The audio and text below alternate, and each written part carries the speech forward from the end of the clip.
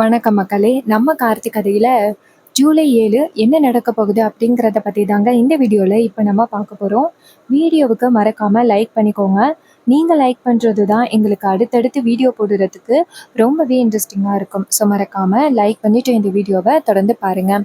என்ன நடக்குது அப்படின்னு பார்த்துக்கிட்டிங்கன்னா, நம்ம அதிகாரிங்க இருக்காங்கல்ல, அவங்க வந்துட்டு நேரா அந்த மருதுவ கோர்ட்ல ப்ரொடியூஸ் பண்றதுக்காக வண்டியில கொண்டுட்டு போயிட்டுருக்காங்க. அதுக்கு முன்னாடியே சந்திரா மருதுக்கு சாப்பாடு மூலமா ஃபோன் அனுப்பி என்ன பண்ணணும் அப்படிங்கிற பிளான சொல்லிட்டாங்க. இன்னொரு பக்கம் மருது வந்துட்டு வண்டி நின்னத்தோட அதிகாரிங்க வண்டியிலேருந்து இறங்கி வண்டிய தள்ள போறாங்க. அந்த வண்டி சரியில்ல அப்படிங்கிறதுக்காக. மருது அந்த கேப்ப பயன்படுத்தி அந்த இடத்துலேருந்து தப்பிச்சர்றான். தப்பிச்சுட்டு நேரா சந்திராவ வந்து பார்க்குறான். சந்திரா மருதுவ பார்த்ததும், "இங்க பாரு, நான் தான் உன்னை அதிகாரிங்க கிட்டேருந்து தப்பிக்க வச்சிருக்கேன்." அதுக்கு மருது சொல்றாரு, "இங்க பாருங்க, நீங்க என்னை காப்பாத்துறேன் அப்படின்னு சொன்னீங்க. அதே மாதிரி என்னை காப்பாத்திட்டீங்க. ரொம்ப நன்றி." அப்படின்னு. அதுக்கு சந்திரா சொல்றாங்க, "அதுக்கு கைமாறா நீ எனக்கு ஒரு விஷயத்த பண்ணணும்." அப்படின்னு. அதுக்கு அவர் சொல்றாரு, "என்னன்னு சொல்லுங்க, நான் உங்களுக்கு கண்டிப்பா உதவி பண்றேன்." அப்படின்னு. அப்ப சந்திரா சொல்றாங்க, "இங்க பாருங்க, என் புருஷன் இன்னைக்கு ரொம்ப பெரிய ஆபத்துல சிக்கியிருக்காரு. அதுக்கு காரணம் யாரு தெரியுமா? அந்த ஈஸ்வரி தான். என் புருஷன் என் மேல அவ்வளோ பாசத்தோட இருந்தாரு.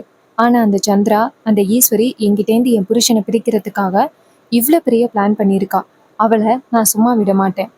நீ வந்துட்டு ஈஸ்வரியோட வீட்டுக்கு போயிட்டு அந்த ரேவதியை காலி பண்ணணும். அந்த கார்த்தியை பழி வாங்குறதுக்கு. அதோட எங்க அக்காவையும் சேர்த்து நீ காலி பண்ணிடு." அப்படின்னு சொல்லிட்டு அவங்கிட்ட ஆபத்தான பொருளை கையில கொடுக்குறாங்க. அந்த மருது சொல்றாரு, "இங்க பாருங்க, இது வரைக்கும் நான் எதுலையுமே தோத்தது கிடையாது. எல்லாத்துலேருந்தும் வந்து தப்பிச்சுக்கிட்டு தான் இருந்திருக்கேன். ஃபர்ஸ்ட் டைம் இந்த டிரைவர் பைய என்ன வந்துட்டு அதிகாரிங்க கிட்ட பிடிச்சு கொடுத்துருக்கான். அவனை நான் சும்மா விட மாட்டேன். அவனை பழி வாங்குறதுக்கு நான் ரேவதியை காலி பண்றேன். ஈஸ்வரியோட வீட்டுக்கு போறேன்." அப்படின்னு சொல்ல சந்திரா சொல்றாங்க, "இன்னொரு முக்கியமான விஷயம். நானும் அங்க இருப்பேன். நானும் அங்க இருந்துகிட்டு உங்ககிட்டேருந்து பயப்படுற மாதிரி நடிப்பேன்.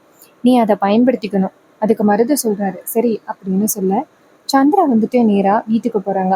அப்ப மருது வந்துட்டு கையில ஆபத்தான பொருளை வச்சுக்கிட்டு, "டேய் கார்த்தி, அந்த ரேவதியை நீ கல்யாணம் பண்ணிக்கணும் அப்படிங்கிறதுக்காக தானே நீ என்ன வந்துட்டு அதிகாரிங்க கிட்ட பிடிச்சு கொடுத்த.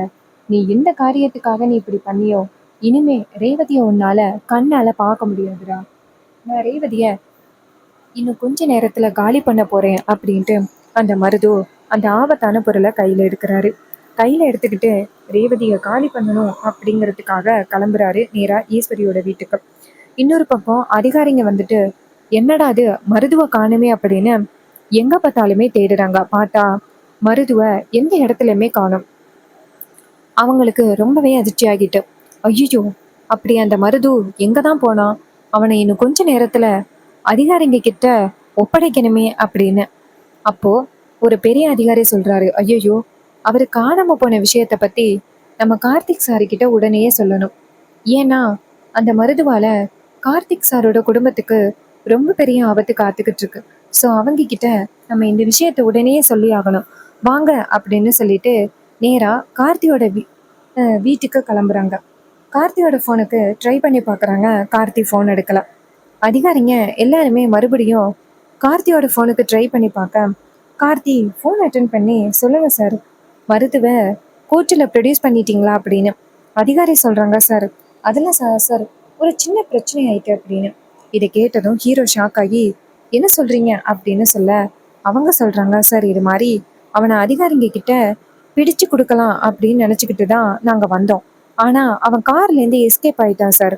அவன் கண்டிப்பா யாரோட உதவியோட தான் இப்படி பண்ணியிருக்கான் அப்படிங்கிறது நல்லா தெரியுது. ஆனா யாரோட உதவியோட இப்படி பண்ணான்னு தெரியல. சார், அவனால ஏற்கனவே உங்க குடும்பத்துக்கு ரொம்ப பெரிய ஆபத்து இருக்கு அப்படின்னு நீங்க சொல்லியிருக்கீங்க. ஸோ நீங்க போயிட்டு உங்க ஃபேமிலியை பார்த்துக்கிடுங்க சார். நாங்க அந்த மருதுவை எப்படியும் கண்டுபிடிச்சிடறோம்." அப்படின்னு. ஹீரோவும், "சரிங்க சார், ஆனா இவ்வளோ கேர்லெஸ்ஸா இருப்பீங்க அப்படின்னு நாங்க எதிர்பார்க்கல." அதிகாரிங்க சொல்றாங்க, "சார், நாங்களுமே எதிர்பார்க்கல சார். அவன் இவ்வளோ சுலபமா தப்பிச்சு போவான் அப்படின்னு.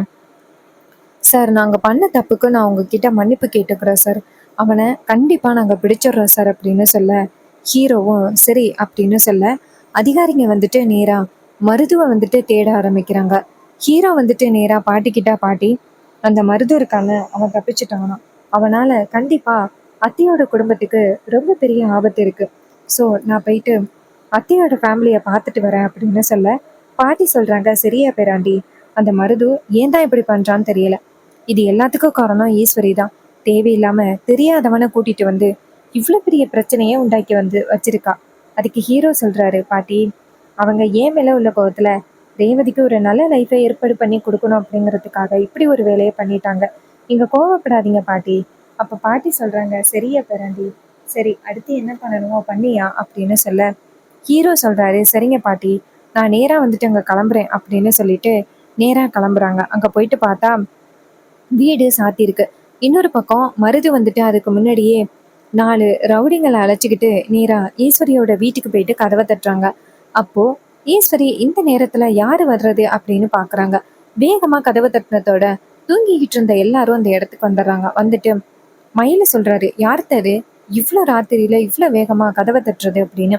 ஈஸ்வரி சொல்றாங்க, அதான் மாப்பிள்ள எனக்கும் தெரியல, போயிட்டு கதவை தட்டுங்க அப்படின்னு. பார்த்தா கதவை வேகமா தட்டுறாங்க. அப்போ மயிலு சொல்றாரு, அத்தை, எனக்கு என்னமோ அது நமக்கு தெரிஞ்சவங்களா இருப்பாங்களோ அப்படின்னு எனக்கு டவுட்டா இருக்கு. யாரோ பிரச்சனையோட வந்திருக்காங்க அப்படின்னு. இது கேட்டதும் ரொம்பவே அதிர்ச்சி ஆகுறாங்க ஈஸ்வரி. மாப்பிள்ள, எனக்கும் அப்படித்தான் தோணுது. ரொம்ப வேகமா வந்துட்டு கதவை தட்டுறாங்க. ஸோ கண்டிப்பா வந்துட்டு யாரோ தவறானவங்களா இருக்கிறதுக்கு வாய்ப்பு இருக்கு அப்படின்னு சொல்றாங்க. அப்போ அஹ், டக்குன்னு வந்துட்டு கதவை உடைக்கிறாங்க. உள்ளார வந்துட்டு முகமூடி போட்டுக்கிட்டு 4-5 பேர் வராங்க.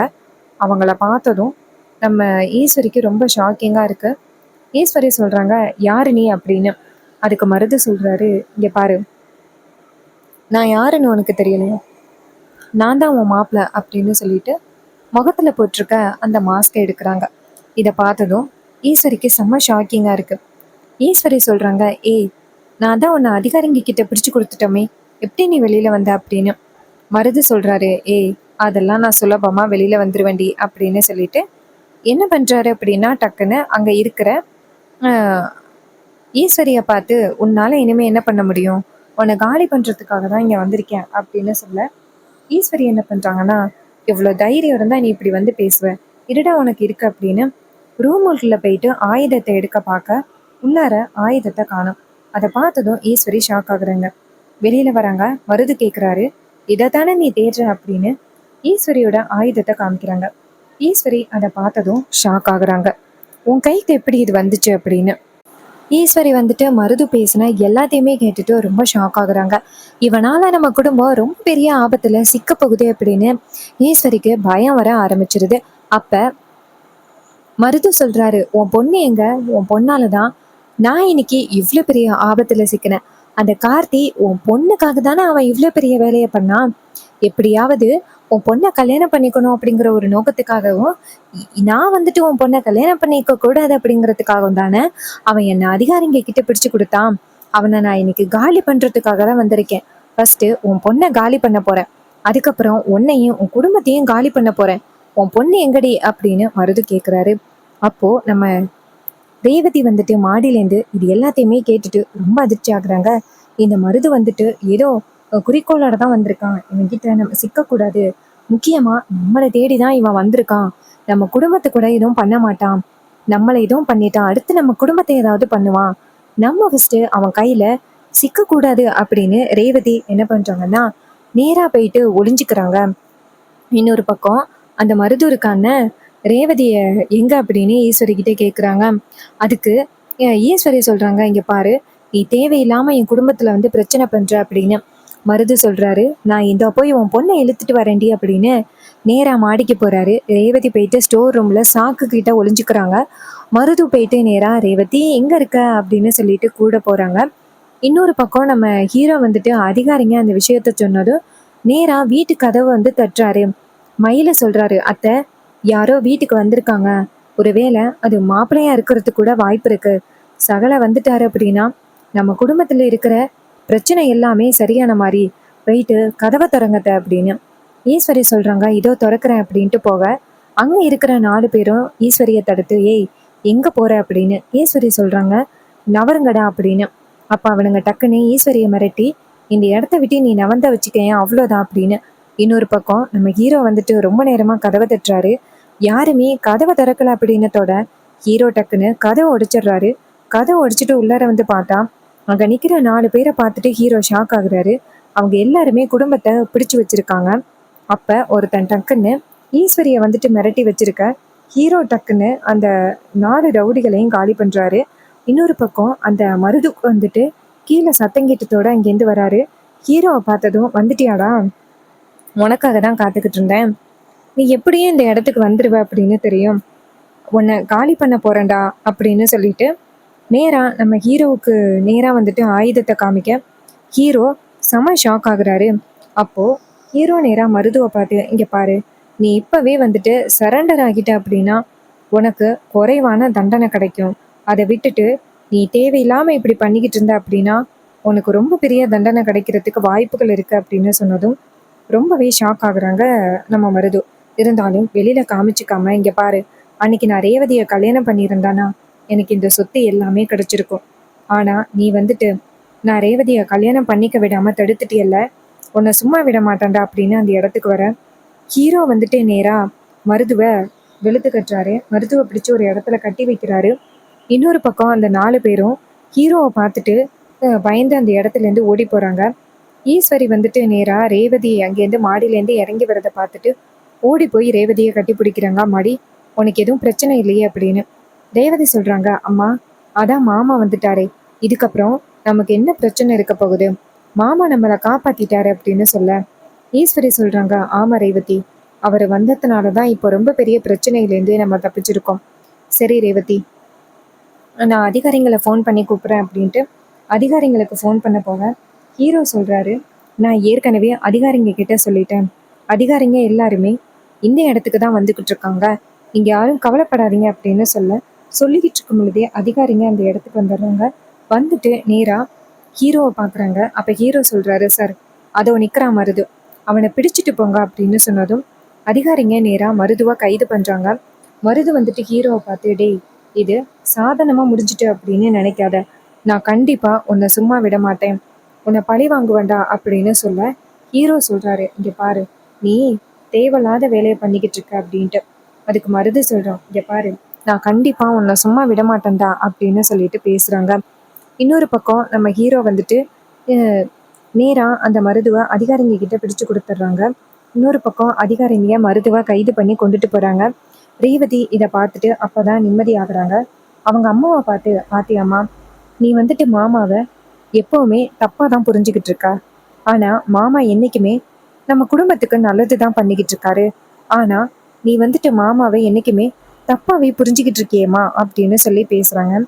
ஈஸ்வரி சொல்கிறாங்க, இங்கே பாரு, இந்த விஷயத்துலேருந்து அவன் காப்பாற்றிருக்கிறதுனால அவன் நல்லவன் அப்படின்னு நீ சொல்கிறது எனக்கு கொஞ்சம் கூட பிடிக்கவே இல்லை ரேவதி அப்படின்னு.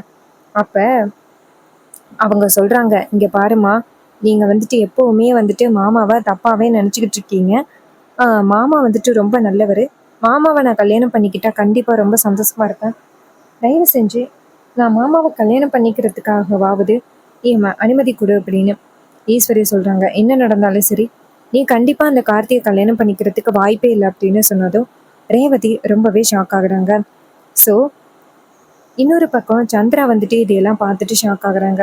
அந்த ஈஸ்வரியையும் டிரைவர் பையலையும் ரேவதியையும் காலி பண்ணுறதுக்கு நம்ம பிளான் பண்ணால் கடைசியில் இங்கே இப்படி நடக்குது அப்படின்னு ரொம்பவே அதிர்ச்சி ஆகுறாங்க. ஸோ இன்னொரு பக்கம் ஈஸ்வரி என்னெல்லாம் பண்ண போகிறாங்க, நம்ம ஹீரோவை வந்துட்டு மாப்பிள்ளையாக ஏற்றுப்பாங்களா, சந்திராவோட இந்த ஃப்ராடுத்தனம் ஈஸ்வரிக்கு தெரிய வந்துட்டா ஈஸ்வரி எப்படி இதை சமாளிக்க போகிறாங்க, இது எல்லாம் அப்கமிங் எபிசோடில் ரொம்ப ரொம்ப இன்ட்ரெஸ்டிங்காகவே நடக்க போகுது. இதே மாதிரி இனிமே அப்டேட்ஸ் நம்ம சேனலில் நீங்கள் தொடர்ந்து பார்க்கணும் அப்படின்னு நினச்சிங்கன்னா நம்ம சேனலை மறக்காமல் சப்ஸ்கிரைப் பண்ணிவிட்டு பக்கத்தில் உள்ள பெல் ஐக்கானையும் கிளிக் பண்ணி ஆல்னு செட் பண்ணிக்கோங்க. அப்போ தாங்க அடுத்தடுத்து உங்களுக்கு நாங்கள் வீடியோஸ் போடும் பொழுது உங்களுக்கு நோட்டிஃபிகேஷன் கண்டினியூஸாக வரும், பார்க்கலாம். ஸோ இதே மாதிரி வேறு ஏதாவது ஒரு கதையில் பார்ப்போம். தேங்க்யூ ஃபார் வாட்சிங். See you on next new video.